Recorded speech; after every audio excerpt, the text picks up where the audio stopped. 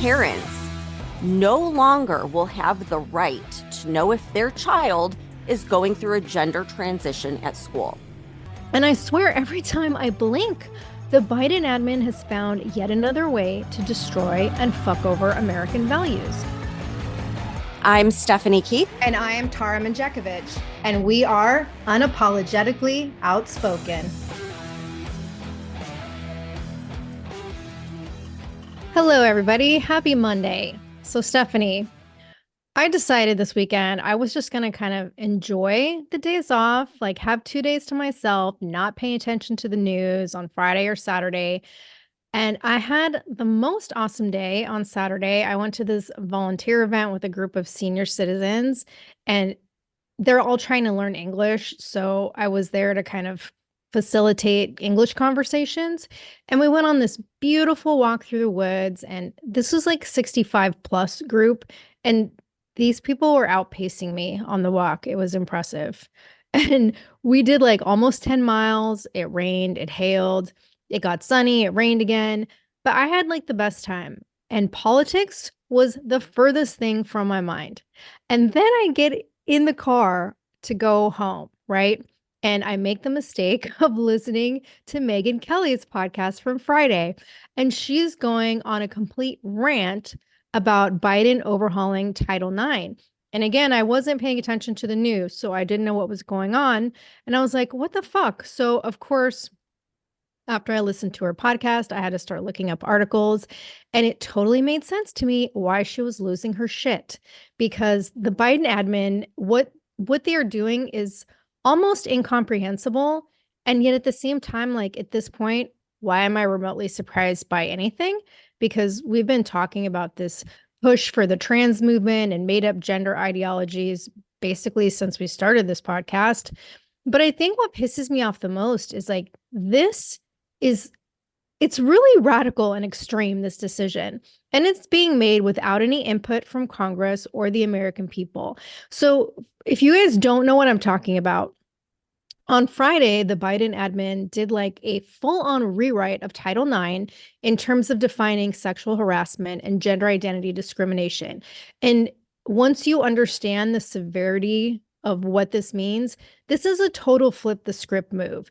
And I hope you guys know what Title IX is, but if you don't, it was a landmark federal civil rights law that went into effect in the 70s. And the whole point was to prohibit sex-based discrimination in like schools and the education system, anything that receives federal funding. And the whole point of this is to protect biological women from gender discrimination. And it has been a huge part of paving the way for women in not only in sports, but like in careers and everything. But we all know the LGBTQIA XYZ 100 different gender identities push that the Biden admin's doing. They are single-handedly destroying decades worth of hard work that's been done to acknowledge the rights and protections of females, because they have redefined the word sex as it was meant to relate to biological binary women. I hate that fucking word binary. Oh, I know. But now we are including undefined gender identity in Title IX. So if you have kids, I suggest you pay attention to what we're talking about today, because when this goes into effect in a few months, which I think is supposed to be starting August 1st, this is not going to be a choice anymore. This is going to be federal legislation. And instead of helping women and girls, this new law is actually going to harm women and children. And by the way, this isn't even about sports. We're not talking about like the weak ass men who dress up as women to compete in girl sports. This is about children and the school system. So in a nutshell, these new federal regulations are going to require all schools, colleges, and universities, starting in elementary school, to provide specific services and activities to students based on their self-declared gender identity. So this means that a school will no longer be able to use discretion. The school can't decide whether or not boys will be allowed in the girls' bathroom in an elementary school, because it's going to be law. So if you have a daughter in elementary school or middle school or even high school, like you do, Stephanie, As the Washington Examiner article stated, quote, the Department of Education has ensured that a high school boy with perverse intent can simply walk into a girl's bathroom if he tells an administrator that he identifies as a girl, and the school must, by law, allow him to use that facility, end quote. And these changes to Title IX also mean that students who are accused of sexual misconduct on college campuses will no longer have due process protections against false claims, and it impacts free speech rights and protections for basically all Americans because it will now be federally required for students and teachers to use someone's ridiculous, made-up preferred pronouns in school. So I want to play this clip from Megyn Kelly because I've really never heard her come in so hot like this. But I understand it. So here we go. I'm ashamed of him. I'm disgusted at you, Miguel Cardona. Shame on you. What's happened today as a result of the change in Title IX is that your daughter, or you, if you are a college-age woman, will now have to go into your college bathroom, your college locker room, and be faced with men posing as women, many of whom are only there because they get off on wearing women's clothing. They literally will have erections because they're wearing a dress into the women's locker room. Your kid's going to have to look at it, and there's not a damn thing you can do about it. Nothing. No lawmaker has voted on this. No Congress has passed this.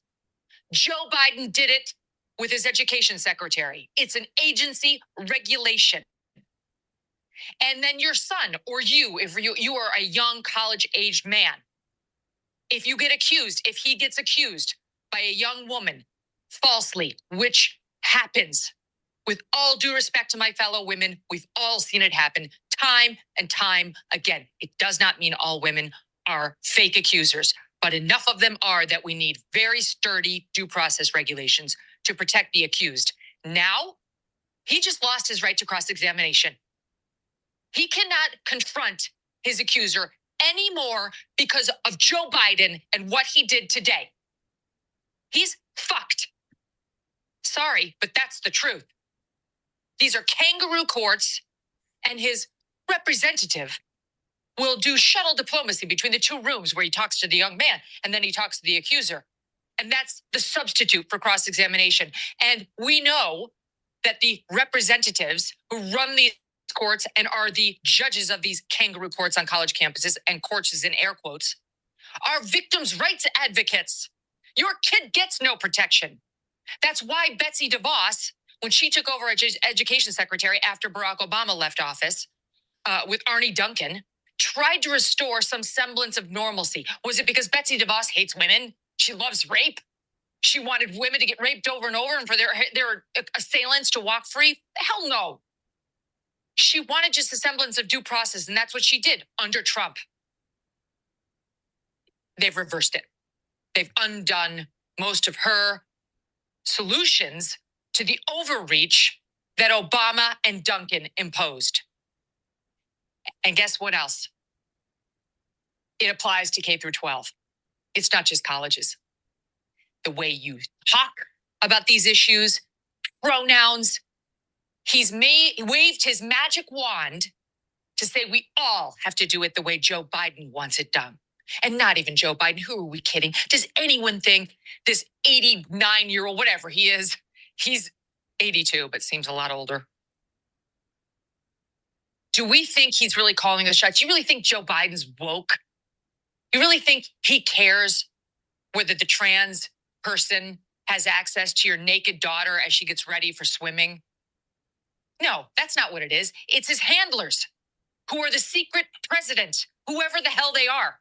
I don't know I don't know if it's Barack Obama.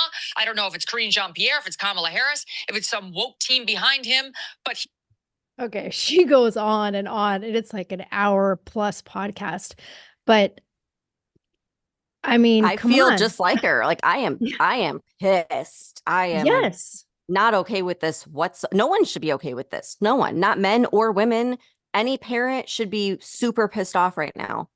Yeah, and of course, like this is all being proclaimed by the Biden admin as, protection for the LGBTQIA XYZ students, and they want everyone to have access to schools that are safe and welcoming and respecting people's rights.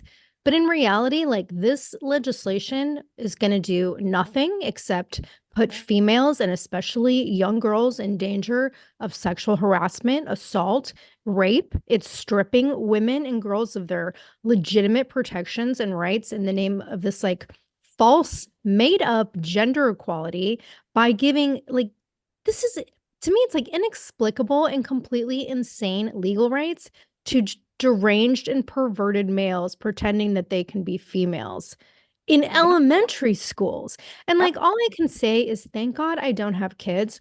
But Stephanie, you have kids. I know like you have to be fucking livid right now because unless I'm misinterpreting the law, from what I understand, this is going to apply to federally funded schools in all states, including Florida.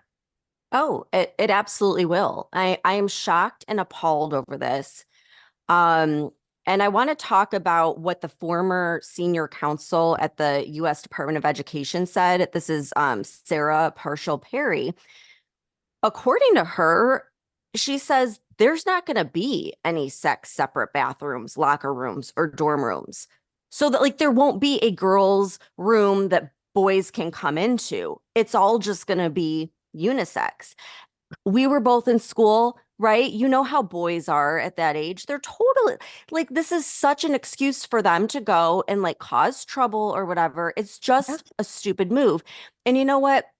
Sorry, I'm going like off script for a second, but something else that's been in the back of my mind that I just have to put out there because, I get like we don't want to think that this happens, but it happened in my high school.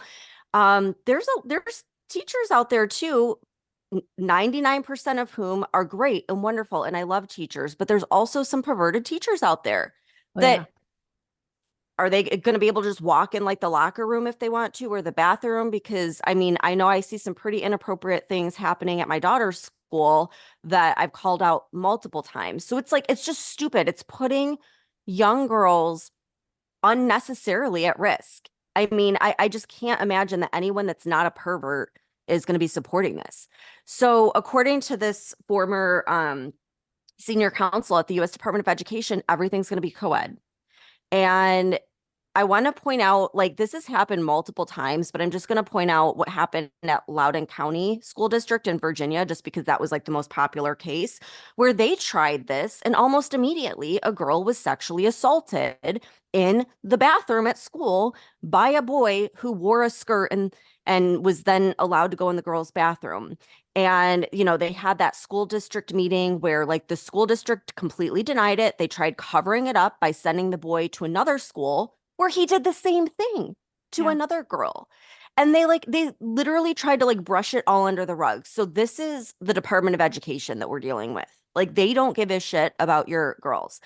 So in addition to like them being able to go into these spaces that should be private, boys can also be open to taking both academic and sports scholarships now from girls. So it's just insane. Like everything Title IX represented out the window. And everyone at the school, both teachers, students, everyone's going to have to use these preferred pronouns, like you said, Tara. And what they're saying, what this council is saying, is that if you refuse to do this, you can actually be charged with harassment.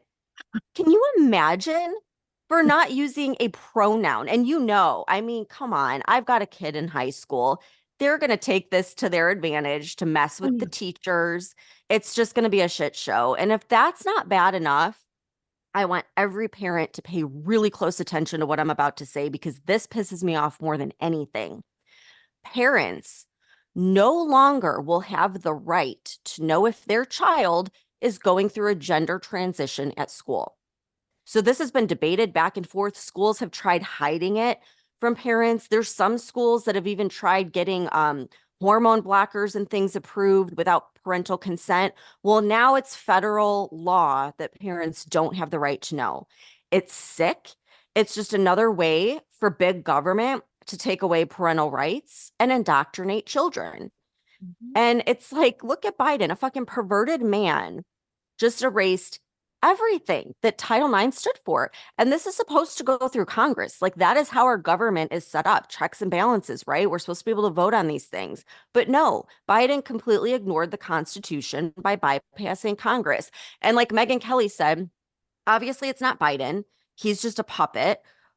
But whoever this regime is that's controlling him, they just are doing whatever they want. And it doesn't matter what any of us want. It doesn't matter what the congressmen want. Like, none of it matters. They're doing whatever they want. And I want to know, where are all the feminists? They're nowhere to be found, right? Like, they're never going to go against their Democrat plantation. Like, that is what it is. They're so like tied with their party. And then you have like the younger feminists that are completely brainwashed. Like, they take for granted all the opportunities that women have now that like our moms and our grandmothers didn't get. And they're willing to sacrifice it all to appease less than 1% of the population that is trans. And I would go as far to say that most of these kids aren't trans. They're just young and they're going through phase. Like, we know this based on studies in Europe, right? And Tara, I did a post on TikTok, on our TikTok, about this because I just couldn't keep my mouth shut. And I was appalled at how many women were telling me that trans people are real and they have rights. Okay, Karen, what about women's rights? What about the rights of girls who now lose any sense of privacy in school, who now get opportunities taken away by guys? I mean, it's sick, it's absurd, and I hope that this finally gets Biden's biggest voter base, which is single women, to think twice about voting for him. But judging on the TikTok comments, like, there are just too many people that don't bother to learn the facts and understand what's really happening. I can't tell you how many people were telling me that's not true. That's not true. The boys can't go in the girls' bathroom. Yeah, it wasn't true. It's true now. Go do your homework, you know?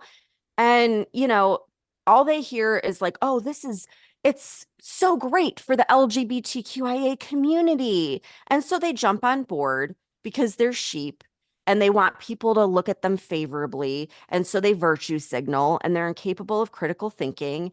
And it's a shame. And that's where we're at. And I am so pissed off, if you couldn't tell from my tone. Yeah, and it's like you said, it's complete brainwashing. And it is these fucking liberal Karen women and the woke generation that they literally don't understand how dangerous this is. And this ruling has nothing to do with trans rights. The whole purpose of this is to further the separation between parents and their children by giving more subversive and now like straight up outright control to the school system in corrupting young people and destroying decades of hard-won rights for women. And Stephanie, I have never considered myself a feminist. And maybe that sounds strange because I spent my entire career working in male-dominated fields, but I went into all of my jobs with the acknowledgement and understanding that I was going to have to work that much harder to prove myself and be taken seriously because I was a female. I never expected or wanted special treatment, and I worked my ass off for over 25 years in both the fire service and law enforcement to be taken seriously. And so did many other women I know. And Stephanie, I know you faced a lot of the same challenges when you worked in the corporate world in companies dominated by men, and you had to work hard to be taken seriously in your field. And I feel like this just throws all of that out the window for us, for all the women who came before us, who paved the way to make these opportunities possible. And now your kids and other people's kids are not going to have the opportunities and the protections that we did. And I literally don't think people get that. And I swear every time I blink, the Biden admin has found yet another way to destroy and fuck over American values. And like I said earlier, this legislation doesn't even touch what's happening in sports or with the trans agenda. And before this came out on Friday, On Thursday, it was revealed that Riley Gaines and a dozen other college athletes had filed a lawsuit against the NCAA for violating Title IX rights when they let that transgender swimmer, Leah Thomas, compete against women at the national championships back in 2022. And so this lawsuit is demanding that the NCAA pulls the eligibility of trans athletes competing in women's events. But now that these new Title IX rules are being changed by the Biden administration, like, how is this going to play out? And I can only imagine it's going to end up in the Supreme Court, because we've got 24 states that have adopted bans on transgender students participating in women's sports. But if this becomes an issue of federal legislation that now is taking away states' rights to make these decisions, this is only going to hurt the legitimate trans community more, because now we're going to start seeing even more anti-trans sentiment from people who are sick of this shit. And we know that's part of the plan, because they want to create this divide in our country. And the whole thing is just so sick and twisted. And like, I just have a hard time wrapping my head around how people can be so brainwashed that they think this is okay. Yeah. And like you said, it really isn't about the trans community, because the bathroom situation and the locker room and the dorm room, like, a boy doesn't have to even say he's trans. He doesn't have to wear a dress. They're just allowed to go in, and the staff is not allowed to question it.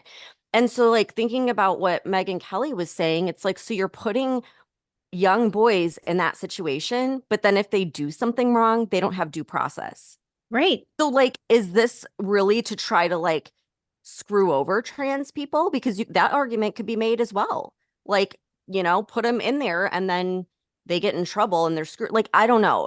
None of it makes sense.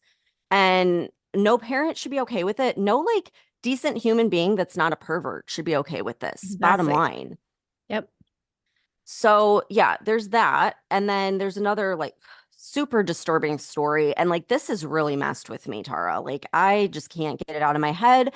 But I'm sure everyone has at least heard about it by now, that there was a man named Max Azzarello who lit himself on fire outside of Trump's trial on Friday. Now, this actually had nothing to do with Trump's trial, but he used this location knowing that there would be a lot of media coverage. And I made the mistake of watching the video.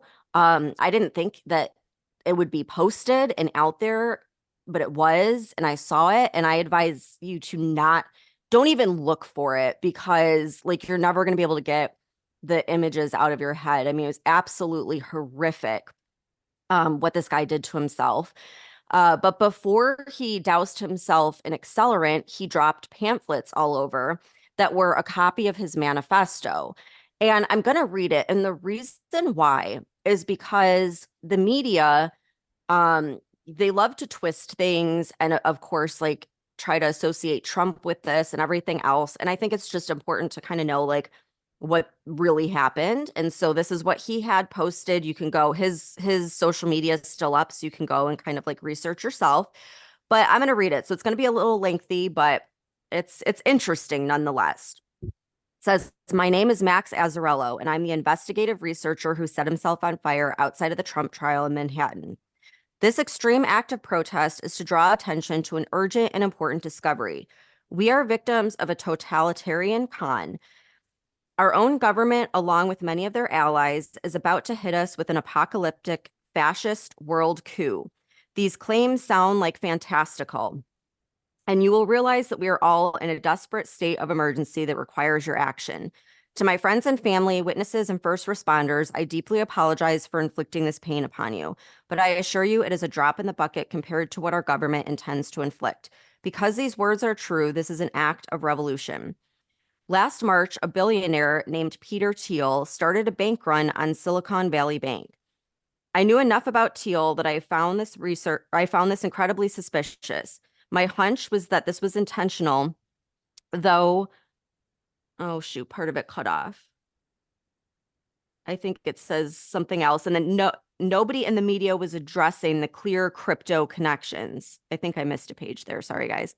I dug deep into the financials of Thiel's venture capital firm, Founders Fund, and eventually uncovered the following, all proven many times over.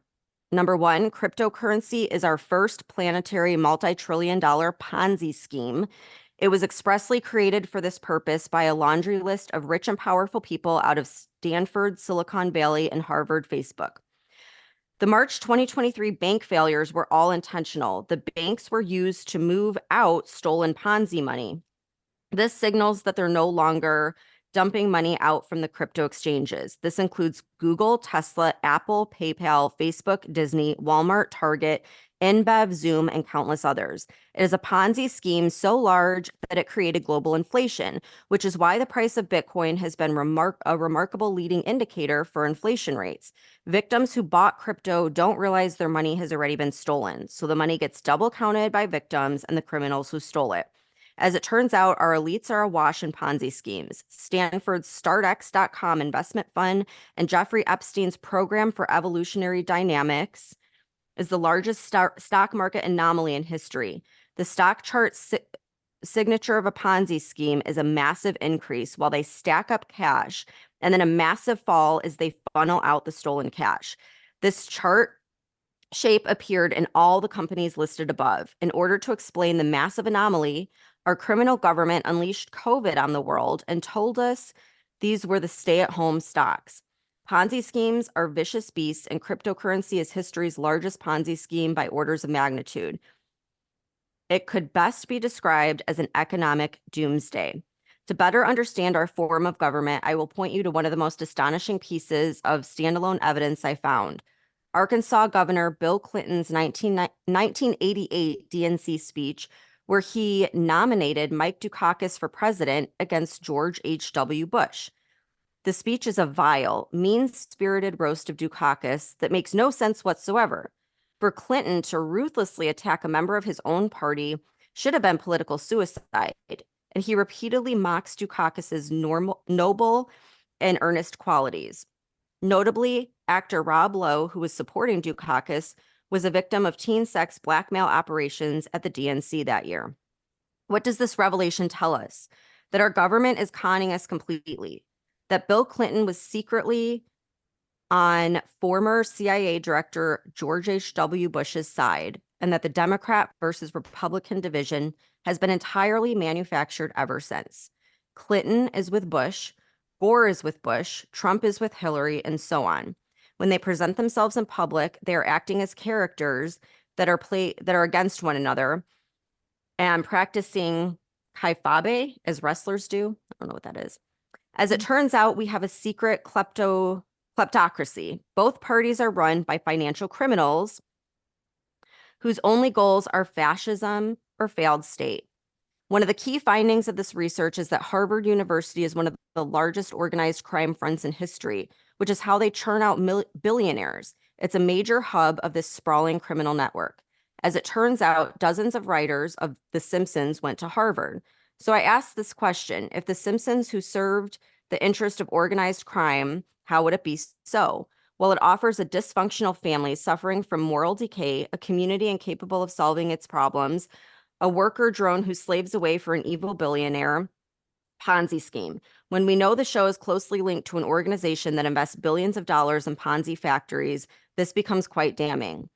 In Lisa the Iconoclast, Lisa discovers the town founder, Jebediah Springfield, was a secret criminal con artist and that the townsfolk's lives are a lie. Realizing this is an important discovery, she desperately tries to get the townfolk to listen to her. But they meet her with hostility, apathy, disbelief, and partisanship, and she fails to get through to them. Ultimately, she realizes the town is so far gone that perhaps it's better for them to be lied to by con artists, and she keeps the secret to herself. And here I've been like Lisa Simpson. Social media owned by crypto criminals like Mark Zuckerberg and Elon Musk is flooded with nonsense conspiracy theories and memes, reminding us that we are hopeless, helpless, anxious, depressed, ironic, scared, apathetic, escapist, lonely, misguided, and jaded, telling us we can't do anything but have a laugh at our circumstances. That part's kind of true. Yeah. Liberals mock the hypocrisy of conservatives. Conservatives mock the hypocrisy of liberals, and our collective circumstances erode. The left shouts, all cops are bastards, which ensures ensures they'll be hated by the police and the public and flies in the face of the leftist theory. The public's distrust of the government is at an all-time high, but so is the belief that we are helpless to do anything about it. That's true too. Out of our poor circumstances, but total societal breakdown. Oh, shoot. I just lost my page. But total societal breakdown. Zombies tell us that the public is our enemy. If you go to your nearest convenience store, you can buy a can of water that's literally called liquid death. It's true. This is our rotten farce. For our entire lives, we have been flooded with media designed to slowly steer us into a world where the American dream was dead, where the public was fully divided against itself, where everybody believed we were powerless to do anything about our worsening circumstance. It's all so they can organize an unprecedented apocalyptic rug pull on the entire populace as they pivot to fascism, which is perhaps best understood as kleptocracy at the barrel of a gun. They knew all along that they would gobble up all the wealth when they could, and then yank the rug out from under us so they could pivot to a hellish fascist dystopia. Things escalated wildly in 1988 when former CIA Director George H.W. Bush got the White House, but this plan had been in action long prior. Why is Stanley Kubrick's comedy about mutually assured destruction called Dr. Strangelove or How I Learned to Stop Worrying in the Love Bomb? Because he was a cocky secret fascist who was getting us to stop worrying and love the bomb. Sorry, I keep having to shuffle through these because I had to screenshot it. Why did Walt Disney produce a fraudulent documentary that told us lemmings follow each other off cliffs so we would believe it? Why did the Beatles tell us to fear the tax man, to scoff at revolution, chase nonsense conspiracy theories, and happiness is a warm gun so we would believe it? Why did Easy Rider tell us the hippie movement was dead so we would believe it? Why did Chinatown end with defeatism in the face of massive corruption so we would believe it? Why did George Orwell tell us of a hellish world so we would believe it? Why did The Simpsons creator Matt Groening make a comic strip called Life in Hell so we would believe it? And so on and so on. When it comes to any popular media, if you ask yourself the question, why would secret doomsday cult kleptocrats want the public to consume this, you'll find your answers. This is obviously very bad news, but the biggest lie we've been told is that we are powerless. We've got one way out of this hell world, and that's for the public to realize that they've been conned completely so we can build a united movement that shatters every lie they've told us, mocks this rotten farce as loudly as it deserves, and aims at it's cut off. I don't know what that last word said. If not, we get an apocalypse. And then he goes on with like, for more information, I put together this booklet. And so I went through, like, he has all of these links. Oh, wait, this is the most important part, the last part. He goes through all these links that have like thousands of pages worth of like documents and articles and stuff that he's researched, I guess, for the past few years. And then the last page, he says, here's a federal lawsuit I filed against dozens of perpetrators of the cryptocurrency Ponzi, not for litigation, but just to preserve the information and attach my name to it. I was terrified and hadn't slept in days, and it shows. So he's clearly like gone off the rails at this point. But it served its purpose of keeping myself alive long enough to keep learning and telling this story. I no longer have my original research files from the crypto rabbit hole. If you want to see them, you'll have to get my laptop back from the government. Ask them how they got it. It's a very fun story. I hope you know how powerful you are. I wish you all a hell of a lot more luck than me. So I know that was long, but like I said, he had a ton of links, and the amount of articles and interviews that he cites is like, I mean, it would take forever to try to go through it and start unraveling it. And I mean, Tara, if you think we do a lot of research for the podcast, multiply that by 1,000. Like, this was this guy's life. And what's crazier though is like a lot of the stuff that he wrote checks out. And so obviously, like, he, you know, was not okay mentally, but I don't think that everything should be discounted. I mean, like, I don't know much about cryptocurrency, but looking into a lot of that stuff, I I don't think he's wrong. I mean, all the timelines all match up. But anyhow, according to him at the end, the government seized his laptop, right? Well, I think the reason that that actually could be true is because in April 2023, he sued the Clinton Foundation along with dozens of other billionaires, including Mark Cuban and Mark Zuckerberg. And again, he was stating that they were in this like decades long Ponzi scheme. Well, in the lawsuit against the Clinton Foundation, he claimed, quote, money was solicited internationally, laundered in support of the scheme via Bill, Hillary, and Chelsea Clinton Foundation, which was created for this purpose by Bill Clinton and Doug Band in 2001. And Tara, like we've covered the Clinton Foundation a lot, and there's clearly, I mean, it sure does appear there could be some laundering going on. Who knows? But anyhow, that case was dismissed by a judge a month later. And what's interesting to note is there's this photo of him with Bill Clinton from years ago where he looks like a completely different person. I mean, it looks like he could have been like an aide or something. He was like dressed in a suit. So I have been on the rabbit hole trying to figure out this guy's connection in the past to Bill Clinton. And the only thing I could possibly put together was that according to like his LinkedIn and some of his other socials, he was a registered Democrat. He had a master's degree from Rutgers in city and regional planning. And he worked as operational director for Democrat Congressman Tom Susie's campaign in 2013. So he does have a past that is tied to the Democrat Party and, you know, the political landscape. According to those that know him, they said he was incredibly intelligent, but that he spiraled after his mother's death. And apparently, like, that's when he kind of went off the radar. And, like, according to him, he became this investigative reporter.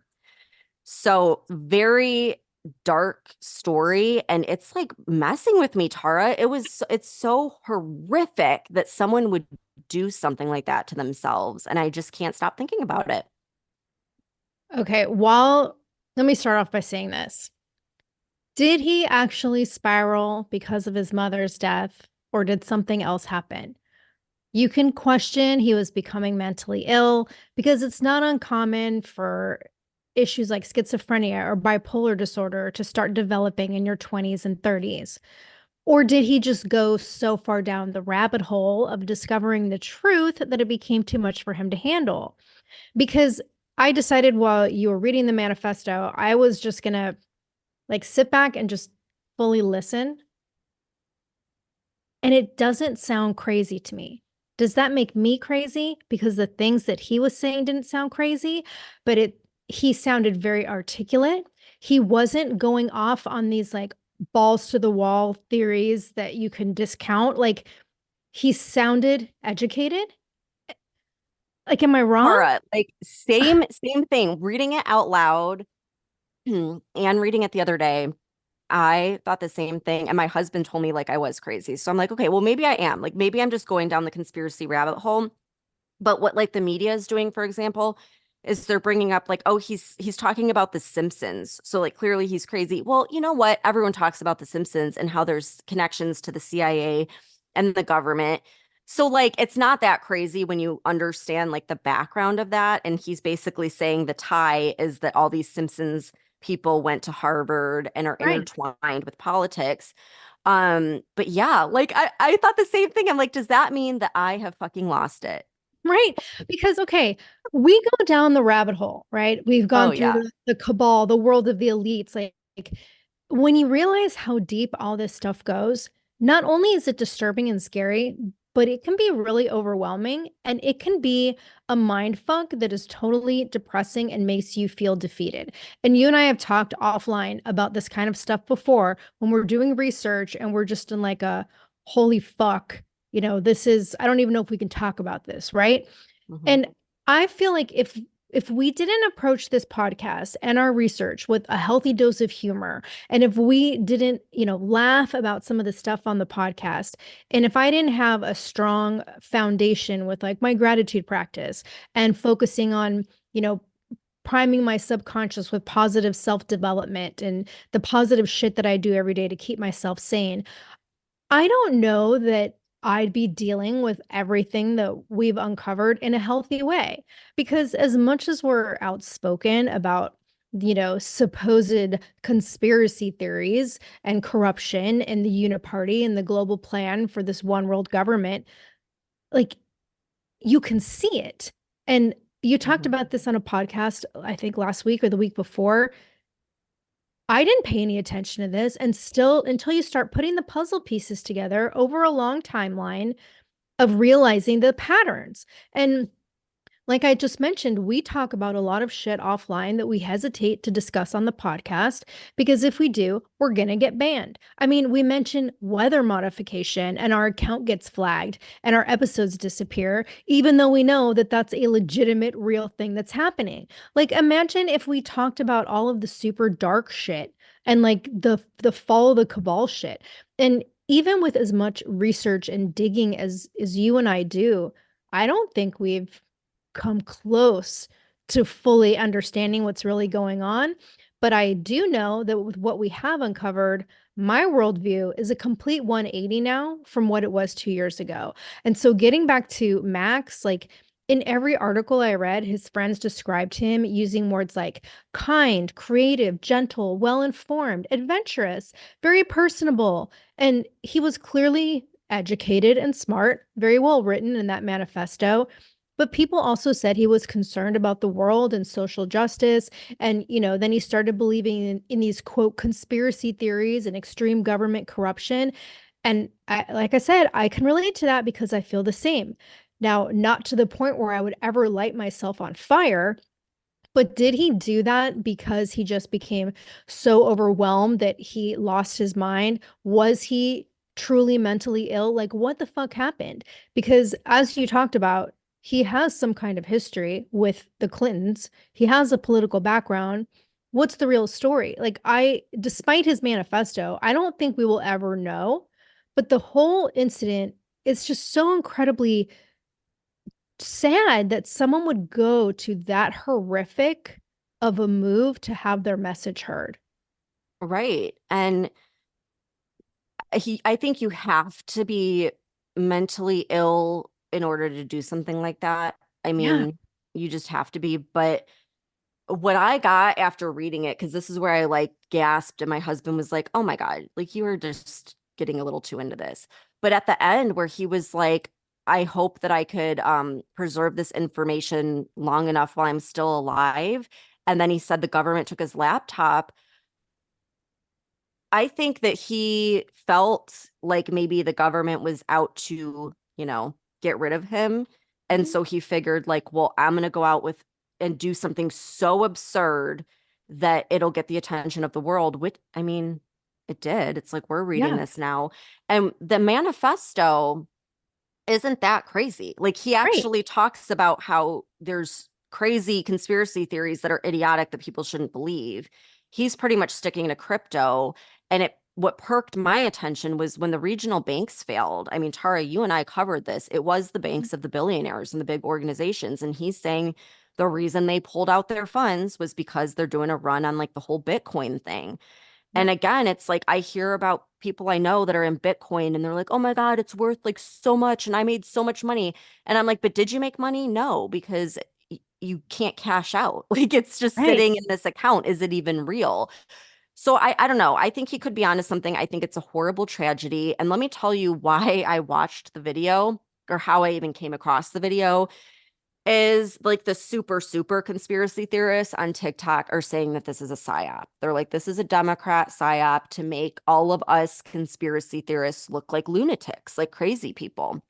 And they're like, he was a stunt man.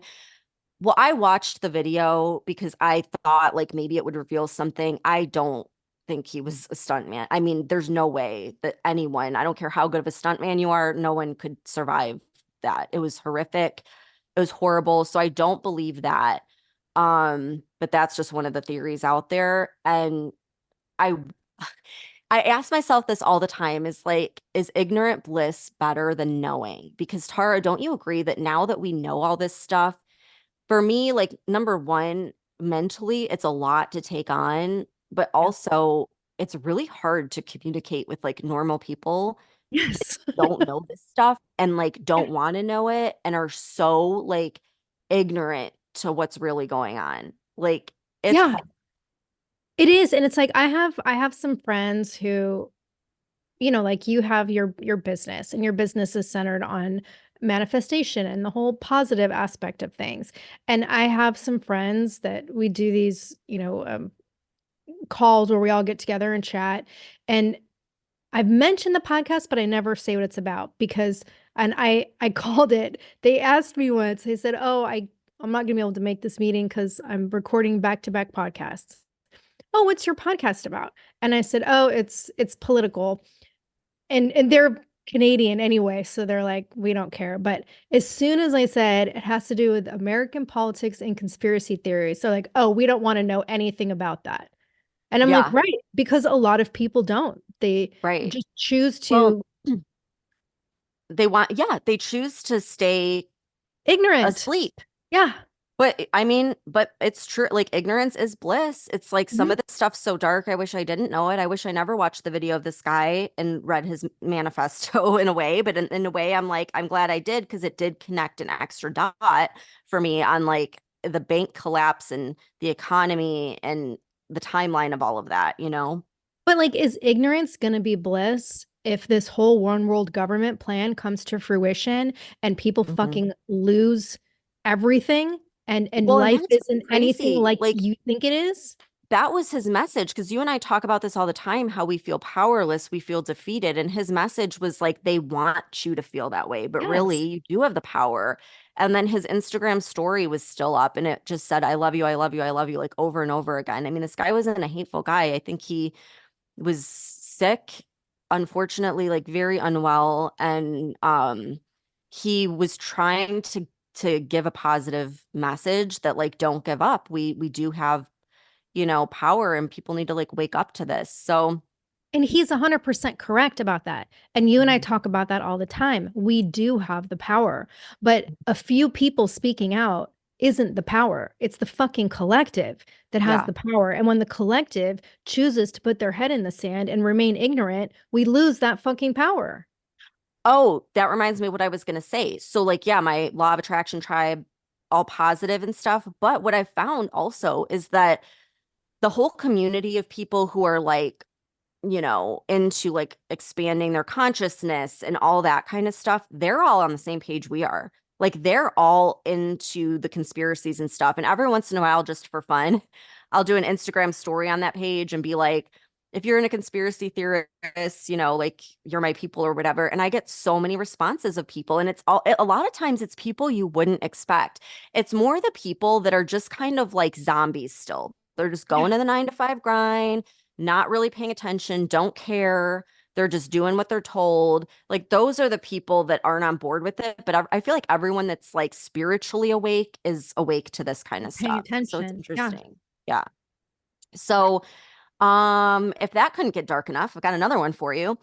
Uh, Early Friday morning, Israel retaliated against Iran with strikes. And I want to play the White House response to this later in the day. You're going to love this, Tara, because it's KJP. So take a listen. Interest in reports from the Middle East overnight, and we understand that. We get that. I'm going to say it now, though I know you all will certainly ask me about it. That we do not have any comment on the reports at this time. Obviously, you all heard from Secretary Blinken earlier this morning, but with that, Dorleen, it's good to see you. Good to see you. Thank you. On the Middle East, why is it that you don't have any comment at this time? It's been several hours since the reported strike. Certainly that's enough time for the administration to investigate and come up with something to say. I'm just going to be really mindful, just going back to what I said just before I called on you to ask me this question, because I'm not going to speak or speculate about any of the reports that are out there. I'm not going to comment and just going to leave it there. Your job is to comment, KJP. That is your whole job. And I love that reporter called her out on it. Like, why don't you have a comment? You had all day to think about this. Yeah. I mean, what a joke, right? Like, we are on the verge of World War III. Like, this, what Israel did could be the official, like, first move of World War III, or not first move, but you know what I mean. And the White House has no comment. Like, what? And Yep. so Secretary of State Antony Blinken at least responded with something in his press conference. He stated the U.S., quote, had not been involved in any offensive operations. Okay. What's interesting is Iran is downplaying the impact. And I don't know if it's like to avoid further escalation or if it's a pride thing, but they're not saying much, at least not of yet that I've seen at the time of this recording. But when I was doing research for the episode, I did come across something interesting.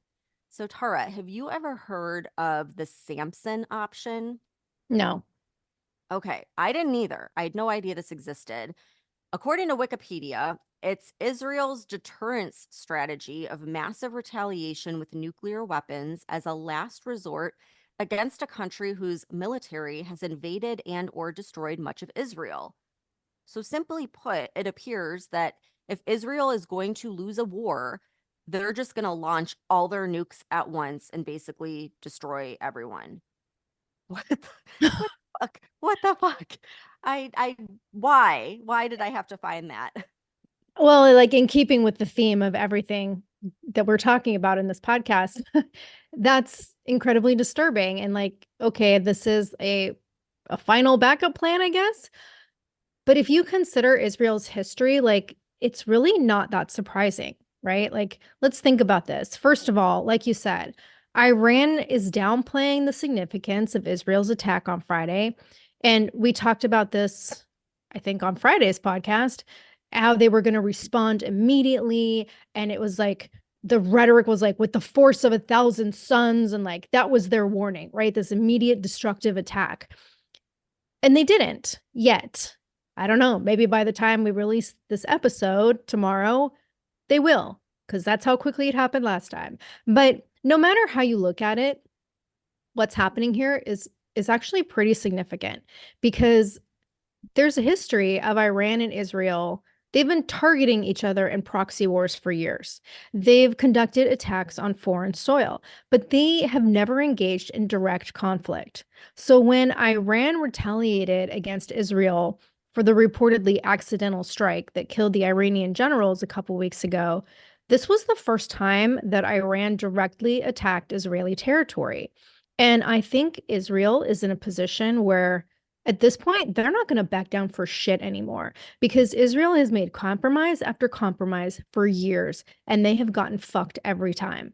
And I just question whether Netanyahu is going to back down at all. And I was reading this Australian news source on Sunday, and it was talking about Friday's attack, and former Israeli Prime Minister Naftali Bennett, he gave what I thought was a very interesting description of Israel's viewpoint. And he said, quote, Iran is a terror octopus whose head is Tehran and its tentacles are in Lebanon, Yemen, Iraq, Syria, and Gaza. Israel's strategic mistake for the past 30 years was to play along with this strategy. We have fought the octopus's arms, but hardly exacted a price from its Iranian head. This should change now. Hezbollah or Hamas shoots a rocket at Israel, Tehran pays the price, end quote. And when you think about that image, that's pretty accurate. And I guess there's a lot of people in Netanyahu's cabinet who believe that Tehran needs to be taught a lesson, even if this means all-out war. And at this point, like, both countries have proven that they're willing to attack each other directly. So this is really getting into dangerous territory.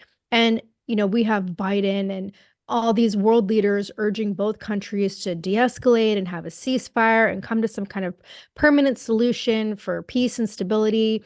And if you consider the recent attacks and the responses from both Iran and Israel, they haven't gone all out yet, right? These have been relatively small attacks in the scheme of things, but there's a very long and complicated history when it comes to the relationships between Israel and Palestine and Iran and other countries in the Middle East. And like Stephanie did incredibly thorough research on this history in a podcast episode that we did back in October after the initial Hamas attack. So if you missed that and you want to educate yourself, go listen to that episode. But based on the history and what's going on, like, I just don't think that this is going to be an easy conflict to fix. And I don't think Netanyahu is going to back down. Yeah, it sure doesn't seem like it. And it doesn't seem like the Ukraine-Russian thing is going to end anytime Mm-mm. soon. Nope. It's just a mess. Like, look at what has happened in 3 years. Yeah. Not even 2 years. Like, 2 years. it's scary and it's crazy. And man, what a dark episode for a Monday. We'll have to do something like fun for Wednesday, but at the same time, it's like, I don't know. I just can't be ignorant to it anymore. Like, I need to know what's going on because how Yeah. else do we figure out how to change it? You know, it's like we got to understand like what's really happening here. So, sorry for the depressing Monday, everyone. But I hope everyone still has a good week. And yeah, we'll try to come up with something fun for Wednesday. But thank you for tuning in and have a good week. If you're sick of all the crazy shit going on in our country and you want to express your support and patriotism for the show, head on over to our Etsy store at UO Patriot Chicks and check out our new stickers. The link can also be found on our website. If you love the show and you want exclusive episodes, support the podcast and join the conversation by becoming a member of our Patreon community. We'll be posting weekly member-only podcast episodes and content that isn't available on the weekly podcast. Every Patreon member will also get a free Unapologetically Outspoken sticker and updates about our new sticker release before they're made public. And be sure to follow us on TikTok at Unapologetically Outspoken. And if you haven't done so already, please rate and review the podcast. The more you support us, the more people we can reach. So help us spread the word.